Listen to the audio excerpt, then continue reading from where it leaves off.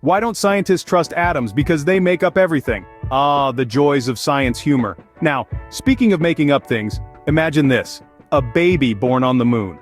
Now before you get your spacesuits in a twist, remember, this is all in the name of fun. We're not advocating for moon maternity wards just yet. So let's take a journey to the lunar surface with our imaginary baby, whom we'll call Neil, after the great Neil Armstrong. Now Neil is no ordinary baby. He was born on the moon, which means his first words were more likely to be, "Houston, we have a problem," than "Mama" or "Dada." And his first steps? Well, those were more of a float than a toddle. His parents, two intrepid astronauts, had to baby-proof the lunar module. They stuck foam on every corner, but not for the usual reasons. No, they needed to prevent Neil from bouncing off the walls, literally, and forget about baby monitors. They had to install a baby radar to keep track of Neil's whereabouts. One small crawl for a baby, one giant leap for babykind, and a whole lot of gray hairs for his parents. Mealtimes were a whole other adventure. You haven't seen a mess until you've seen mashed carrots in zero gravity. And let's not even get started on diaper changes. Let's just say, in space, everyone can hear you scream. Now bedtime on the moon posed another unique problem.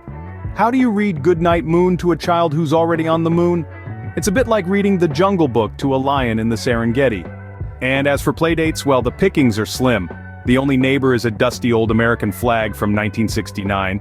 Not much of a conversationalist, but it does make a great climbing frame.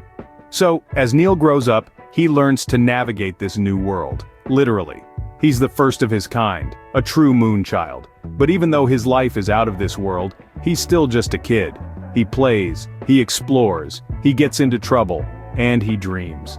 Only his dreams are filled with visions of a blue and green marble in the sky. And that, my friends, brings us to the end of our lunar baby tale. So, the next time you're struggling with a fussy baby or a messy mealtime, just be grateful that you're not dealing with it in zero gravity. Because remember, as tough as parenting can be, at least on Earth, when you throw a diaper in the trash, it doesn't come back and hit you in the face. Now that's what we call a celestial smackdown.